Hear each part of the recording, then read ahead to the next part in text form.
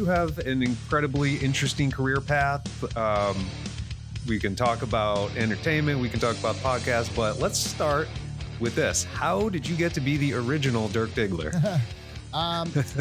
My girlfriend at the time was Elizabeth Goober, and her sister, Jody Goober, her boyfriend was a guy named Paul Anderson. Later became Paul Thomas Anderson, and he needed a ride home one night. He was 17. I was 20 at the time, and then said, "I'll drive you home." And I had him. I did stand up, when I was 19, so I had him in stitches. I was on a roll. You guys ever, that moment you're on a roll? So I just had him on a roll, and I just, 2 days later, he calls me up and goes, "I want to do." He wanted to be a filmmaker since he was 6, and he's like, "I want to do a short film, kind of like Spinal Tap, about the rise and fall of a porno star named Dirk Diggler." And I was like, "Okay, look, I'm in." So we go by, at like an hour later, I'm at his house in Studio City, at his parents' house, and in his bedroom, and looks at all this like film stuff all over the walls. And it was like a little pre-production meeting in there. And then we did some other fun, silly, young guy, mock video stuff for like months on end. And then like 6 months later, we did the Dirk Diggler story. And that's kind of like how things started. That's awesome. And then it eventually became Boogie Nights. Mark Wahlberg got the lead role, but you had a role in the movie too, right? Right. Yeah. When you were filming, was there any time when you wanted to give Wahlberg tips? Like, I think Dirk would have said it this way. Did you do that? No, but there was, he was really cool, and you got to, he's an actor, you give him their space, and I was dealing with my own shit at the time. And, I was, Phil Hoffman's looking at me. He goes, "Are you upset you're not playing Dirk Diggler?" I'm like, well, Brad, I don't know. I mean, it's weird. We're talking about this role for 8 years, there's a lot of stuff, that was like I improv that was used in the film and stuff. So, you kind of say you have a close attachment to it, but $15 million budget, 10 million in advertising. You got to make sure that, Paul covered his ass on making all the right moves, and getting names in there and stuffing names and what you got to do, so, a lot of me did understand that. Yeah, that's cool. And it's, it's quite a name anyway, Mark Wahlberg. It's nothing to be too upset about, right? Right. He was, a lot of people don't remember. He was, he only did like a couple films like Basketball Diaries and a couple others at that point, but yeah, he was also like Calvin Klein model. He was a lot of name recognition there. Mm-hmm. Yeah. At least you got to be in it. Right. I mean, Paul and I were best friends for like, 12 years. So, leading up to that was like 8 years. And like, we were just talking about it. But he's, like a good artist, he should be very strict on, oh my God, I got to make sure that every move is right. And that was his first big, Hard 8 was his first big film, but Boogie Nights was like a really big, opening of like, hey, this is going to be a big and important. So I got to, so, I was grateful to get the part. Part of you as an artist yourself, you're like, I would like a bigger part, but it was a fun, situation. And just to watch it whole, kind of form the way it did was a fascinating process. And I love that you have one of the more memorable moments in the movie too. I mean, I was thinking like when we were talking, I was like, did he ever buy the radio? Man, on a note with Don Cheadle, he's a craftsman. Don Cheadle is really good at what he does, and the internal dialogue is moving and going inside there. And then I'm trying to do my own thing to where I'm sitting there, and so we're both. He's sitting there, he's in tuned, and you want to be with those kind of people because it forces you, for every second to be on, for every second to be in tune, as opposed to like an acting, you could fall in and out of a scene where you're totally focused on the written piece and your emotions that are parallel to the written piece. And with him, or, when you're a really good actor, you're like, you prep and you're in the moment. And he was so fun to work. I was playing tennis, it was great. Yeah. Yeah. The cadence it's so spot on. And what I loved about that moment is like more of your physical acting that you had. It's just like it was just the nonverbal cues that were on point, dude. I mean, you rocked that scene. It's funny. I appreciate you saying that. And as little as the scene as is, Phil Hoffman says, even take your auditions like seriously, like they're the actual role. So I went to, I'm dating myself. It was like, I think it was like a Best Buy, it was a Best Buy. a week before we shot, I went by a Best Buy and I was like, I'm going to really try to find something that I want to buy as close to the TK12s, whatever it was, and and I want to have a guy explain to me all the features and benefits of that, stereo or whatever. It was a TV, to where I'm like, Mm. I do want that, and I'm just trying to examine personal dialogue. So by the time I got there, I was like, that was my choice. A parallel choice was I wanted to get one of those large flat screens, and Mhm. it's a lot of money, and indecisiveness, and that's what I did with that. But you get acting is like you don't have many choices, you don't have many shots. You got to try to make the most of what you can get. Yeah. Yeah. Yeah, absolutely. Let's jump ahead a little bit to the present. You do a podcast called Long Shot Leaders. Mhm. What made you want to focus on stories of people who are succeeding against all odds? I consider myself a long shot, and my story is a quick one. Is my grandmother escaped the Russian concentration camps on the way to America. My dad was a New York homeless street kid who eventually became a multimillionaire, only to lose it all to a profligate, crazy lifestyle, orgies and crazy Hollywood parties, loosely based on Jack Horner's character. And because Paul and my dad talking nauseum about Oh, like okay.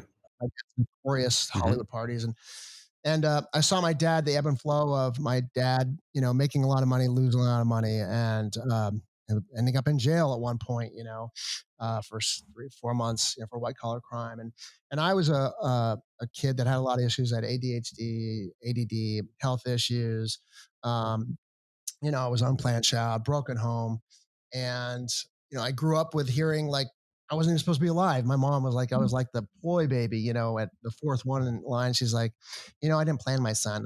I ran up and down the stairs. I drank, I smoked, but he survived. I'm like, Mom, can you just like order the blue cheese or the dressing? You don't have to tell like everything that you did. So I just grew up around a lot of that, hearing like how my grandmother escaped the Russian concentration camps because when my dad lost all his money, we were like a lived in a big house in Encino, but I had to share a room with my Russian grandmother, hearing that story of death every night, until I was like 9, Mm. because, so, 'cause mom had to go to work. So she kind of like raised me. And so I kind of said, eventually I didn't have any success for a long time other than making people laugh at me or with, making fun of, just making people laugh. Yeah.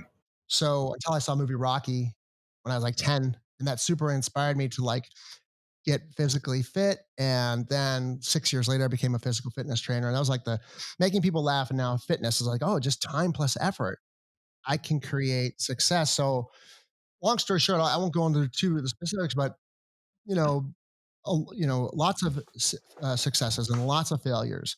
Uh, Big roller coaster ride of that. And I said, when podcasts, I've been wanting to do one for a long time. And I said, if I'm ever going to do a podcast, it would be about those type of stories, just telling in screenplay fashion from how did this work, how did you start, how then what happened, how did that happen, kind of like a save the cat John Truby 22-step structure of like someone's life of overcoming a large obstacles and then finding success. That's just inherently how I always, because I directed documentaries for a long time, uh, about 4 documentaries, and I did that, and that's the format I always kind of chose for that, and that made sense to me for a podcast, and that's why I do Long Shot Leaders. We know that mindset is such a big thing. Okay. And just listening to the story of your father, what was that moment for you where you were like, you know what? I'm not going down the road that my father went, that my mom went. I'm going to pave my own way. What was that defining moment for you?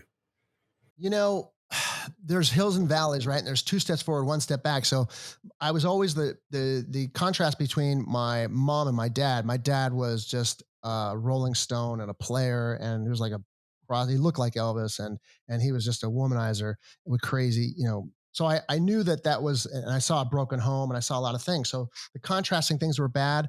That was good to see because then it attached so much pain. But then there were certain things that you were introduced to that you kind of like dabbled with, and you knew better. So it was the back and forth of those things.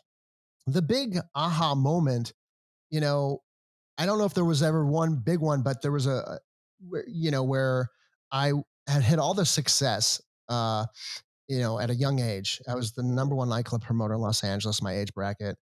And I uh, left it all to become an actor and a filmmaker and a stand-up comedian, because that was before I even did nightclubs. I did stand-up and I wanted to be an actor.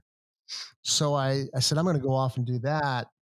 But uh, my girlfriend at the time, uh, Elizabeth Gruber, Peter Gruber's daughter, and it was a crazy life because he produced Batman, Rain Man.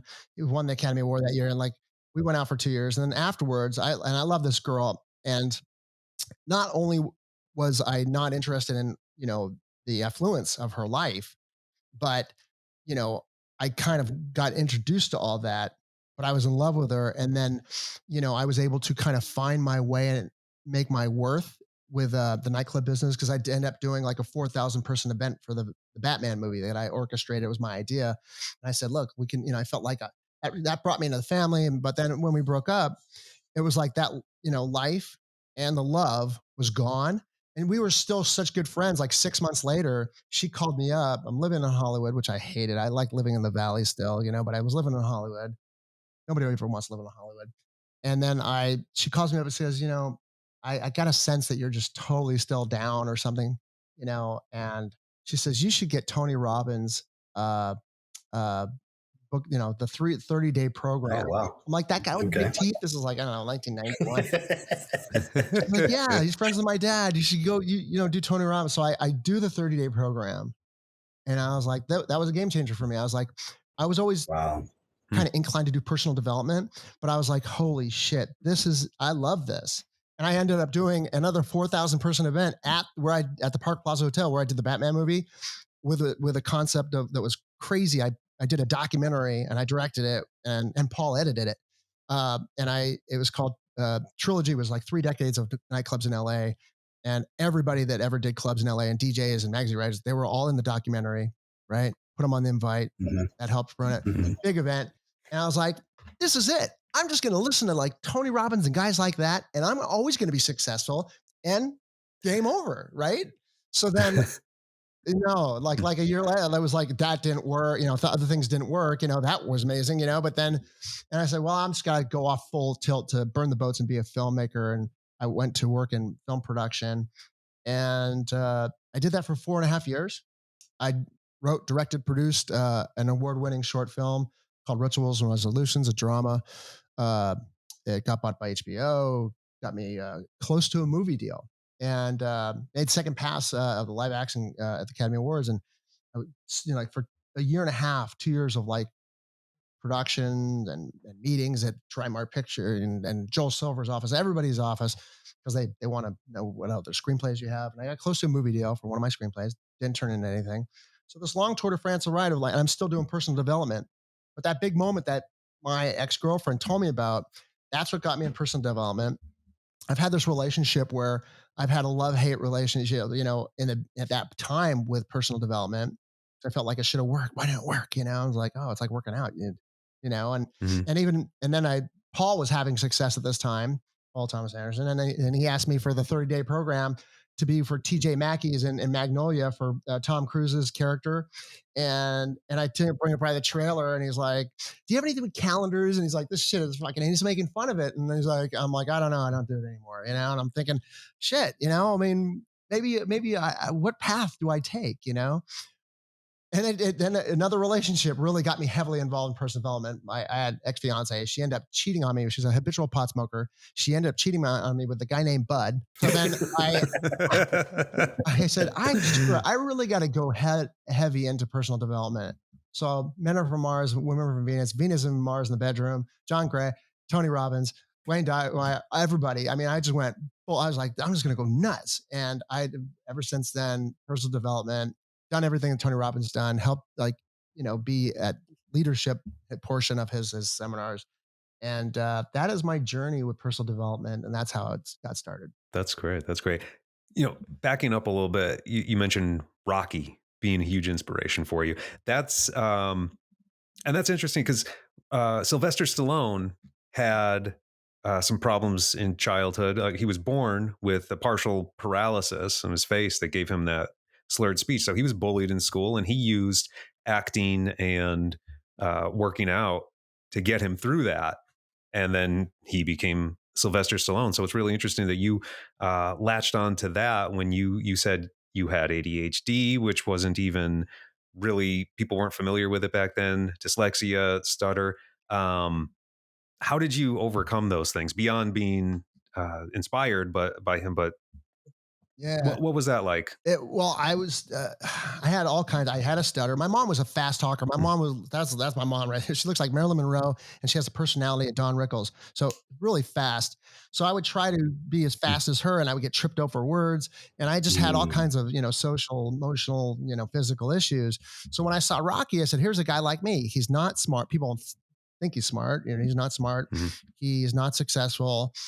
But he's funny but he tries really hard also. He gets beat up and gets back up, And I said, I want to be that guy because I could kind of see myself like him. So I just started working out right away. And just watching that process of like, oh, my muscles are like time plus effort. Cause I was a really weak kid. I was, so that journey was just like, somebody says, wow, I see results, it was an infallible proof, that there's results. Laughing is like that. When you make people laugh, I took pride in that. And I'm also the youngest in the family. So I was the entertainer. So, that's why stand-up comedy at 19, it was so easy to do that. I wanted to be an actor, an entrepreneur first. I wanted, my dad made millions of dollars selling these calculators in the early 70s in Canada. And remember, like the calculators used to be big and they got small. Did this mail order campaign, he made millions of dollars, and then he lost it all eventually. But I was like, they called him the calculator kid because he sold so many of these things. And I was like, I want to be the calculator kid. So when I came time to with watching Rocky and working out, and then doing stand up and saying it's just time plus effort equals a result. No matter what, it's going to happen. I just need to kind of bang my head against a wall and just, make adjustments. And so entrepreneurship was the same way. So all those things are connected in my opinion.